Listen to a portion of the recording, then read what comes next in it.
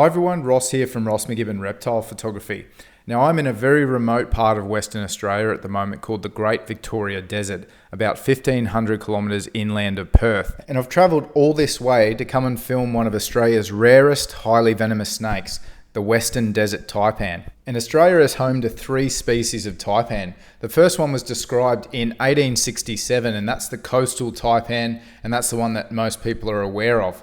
The second one is the inland taipan. It's famous for having the most experimentally toxic venom in the world, and it was described in 1879. And after the inland taipan was described, it took us 128 years to realise that we had a third species hiding out in the central deserts of Australia.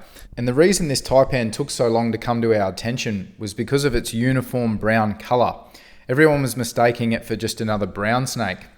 And this case of mistaken identity happened in 2006 when a specimen of a northern brown snake was brought back to the WA Museum.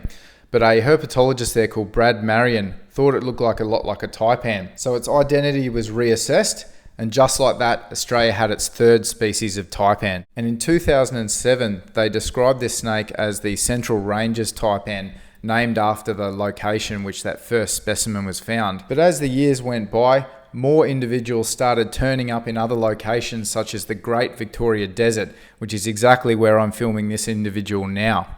And once they started learning more about this snake, they re-described it in 2012 and gave it the common name the Western Desert Taipan, so that its common name more accurately reflects where this snake is from.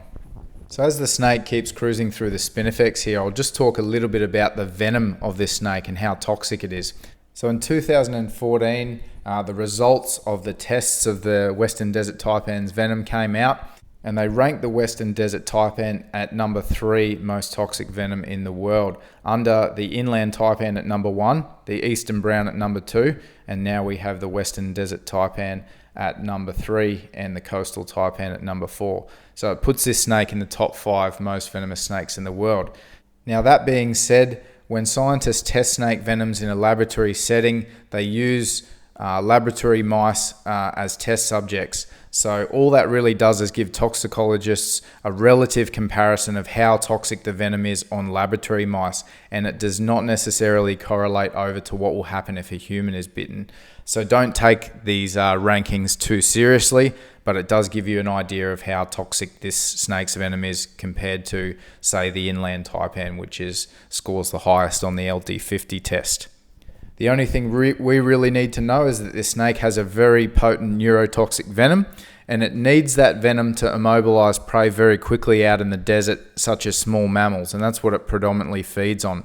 And it needs to immobilize these animals very quickly so that they don't retaliate and injure the snake, and they also don't get away, because food is pretty hard to come by out in the desert. So they need to immobilize prey very quickly. Now, because of the remote location of the Western Desert Taipan, there's been no recorded human bites, but if we were to get bitten, we could expect strong neurotoxic effects such as flaccid paralysis, and that might lead to cardiovascular or respiratory shutdown, so you'd need to seek urgent medical care. And I know all of that seems very scary, but what I want everyone to do is take notice of the calm and inoffensive nature of this taipan.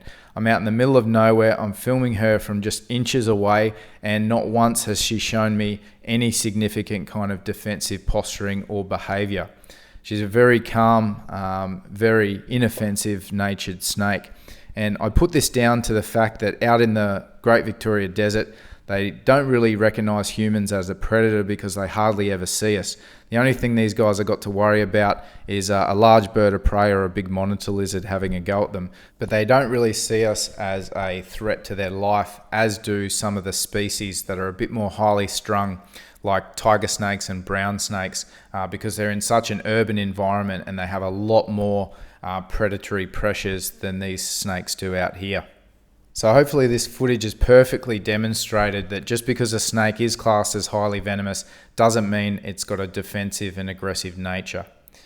Okay, thanks for watching everyone. I hope you've enjoyed this piece. This was a bucket list snake for me. It means that I've found and photographed all 3 taipan species in Australia. I'll now leave you with some of the still images that I captured during the encounter with this beautiful Western Desert Taipan. And if you'd like to purchase any of these prints, please visit rmrphotography.com.au. Thanks for watching and take care, everyone.